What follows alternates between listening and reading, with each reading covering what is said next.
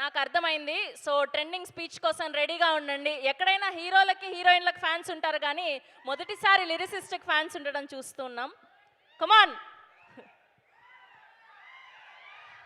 ఈ కథ నమ్మని వాడికి అబద్ధం, నమ్మిన వాడికి అద్భుతం అన్న ఆ డైలాగ్, ఆ సంభాషణ మీరు ట్రైలర్లో వినుంటారు.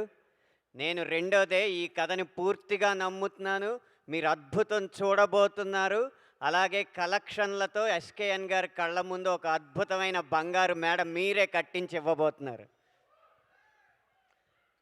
ఒక అద్భుతమైన విజయానికి సాక్షిభూతంగా నిలవబోయే ప్రేక్షకులందరికీ ముందుగానే నా నమస్కారం. ఇలాంటి కథ వందల మంది రాయగలరేమో, పదుల మంది తీయగలరేమో, వేళ్లతో లెక్క పెట్టేంత మంది చేయగలరేమో, కానీ ఒక్కడే ఇలాంటి కథను మోయగలడు. ఈ కథని నమ్మాలి. నమ్మినంత మాత్రాన్న సరిపోదు. ఈ కథను తీయడానికి సొమ్ము ఉండాలి. సొమ్మున్నంత మాత్రాన్న సరిపోదు. ఇలాంటి కథను తీయాలంటే దమ్ము ఉండాలి. అలాంటి దమ్మున్న నిర్మాత ఎస్కేఎన్ గారు కాబట్టి ఈ కథ ఈ స్థాయి దాకా ఇక్కడ దాకా వచ్చింది. ఈ కథ వరకు నేను ముందు ప్రార్థించేది, ముందు నమస్కరించేది మాత్రం ఇలాంటి కథని తెర మీదకి ఎక్కించాలన్న ఆశయంతో ఎన్నో వ్యయ ప్రయాసలు కోర్చి, ఒడిదుడుకులు కోర్చి మన దాకా తీసుకొచ్చిన ఎస్కేఎన్ గారికి నా ఆది వందనాన్ని అర్పిస్తున్నాను.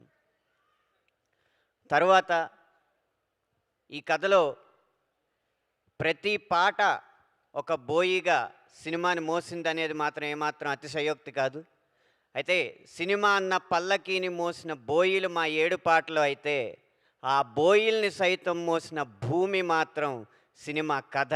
ఆ కథను రాసిన సాయి రాజేష్ గారు. కథకి ఆధారం, ఈ సినిమాకి ఆధారం సాయి రాజేష్ గారు. ఆయనకి నా రెండో వందనం. ఆయన రాసినంత మాత్రాన్న కథ అయిపోలేదు. అది వెండి తెరకి మీకందరికీ నచ్చే విధంగా తీసింది మాత్రం రవి గారు, రవి నంబూరి గారు. నా 21 సంవత్సరాల రచనా ప్రస్థానంలో మొట్టమొదటి సినిమాకి ఇంత స్పష్టతతో ఉన్న దర్శకుణ్ణి కేవలం ఒకే ఒక్కడిని చూశాను. అది రవి నంబూరి గారు. 1600 పాటలు రాసినప్పటికీ కూడా ఒక దర్శకుడు ఇది సన్నివేశం, నాకు ఇలా కావాలి అని చెప్పిన తర్వాత, చెప్పిన వెంటనే 1-2 రోజుల్లోనే పాట పుట్టిన ఒకే ఒక్క సినిమా చెన్నై లవ్ స్టోరీ. ఇదే స్పష్టత, ఇదే స్వచ్ఛత ఆయన ఎన్ని సినిమాలు తీసినా ఉండాలని, ఈ వ్యాపారం తాలూకు మలినాలేవి వారికి అంటకూడదని మనస్ఫూర్తిగా ఆశిస్తున్నాను, ఆశీర్వదిస్తున్నాను కూడా. ఇక ఒక గాయని గనక పాటలో నటించే నటి అయితే, ఆ పాట ఎన్నింతలు అద్భుతంగా మీరు ఆస్వాదించేలా ఉంటుంది అనడానికి నిదర్శనం ఈ సినిమాలో కనబడబోతుంది. నా సినిమాల్లో ఎప్పుడో అరుంధతి సినిమాలో అనుష్క గారిది అలాంటి అభినయం చూశాను నేను రాసినప్పుడు. ఇన్ని సంవత్సరాల తర్వాత శ్రీ గౌరీ ప్రియ గారి అభినయానికి నేను అబ్బురపడ్డాను అనడానికి ఏమాత్రం వెనకాట్లేదు. ఇక కిరణ్ అబ్బవరం గారు ఒక్క చిరునవ్వుతో సెకండ్ హాఫ్ మొత్తాన్ని కూడా మోసారు. మీ నవ్వు ఎన్ని కోట్లు తెచ్చిపెడుతుందో ఇంకొక 4-5 రోజుల్లో తేలబోతుంది.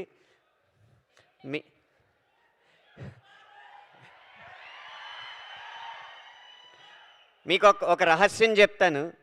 ఈ సినిమాలో ఒక పాట ఉంది. ఆ పాట మేము విడుదల చెయ్యలేము. విడుదల చేస్తే సినిమాని విడుదల చేసినట్టే. ప్రతి పాటకి రాజేష్ గారు ఇచ్చిన కథ, రవి గారు ఇచ్చిన సన్నివేశం బలమైతే, ఈ పాట మాత్రం కేవలం కిరణ్ గారు, శ్రీ గౌరీ ప్రియ గారు నటన చూసి మాత్రమే నేను రాశానని ఈ రహస్యాన్ని మీ ముందు పంచుకుంటున్నాను. దానికి మీ ముందు రాయి అని స్వేచ్ఛనిచ్చిన మణిశర్మ గారికి నా పాదాభివందనాలు అర్పిస్తున్నాను.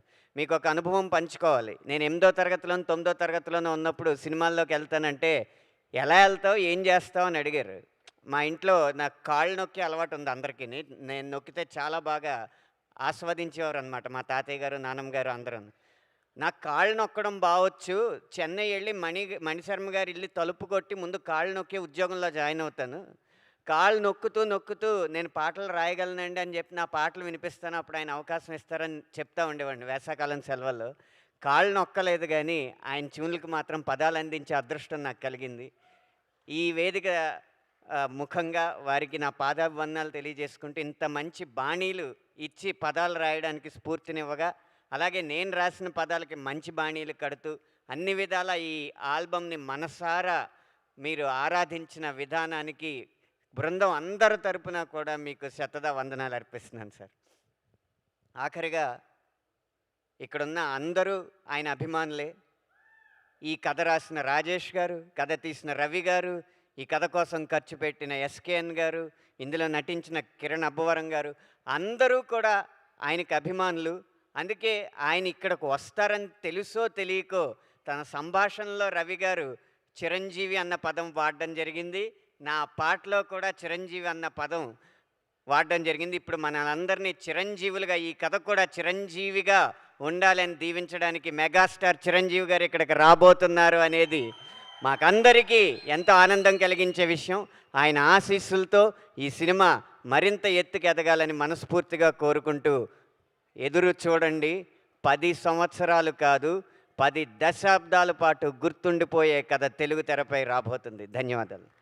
Thank you so much Anantha Sriram గారు. మీకు సమయస్ఫూర్తి భలే తెలుసు, అలా యాంకర్ పక్కన నిల్చోగానే మైక్ ఆపేసుకోవాలని.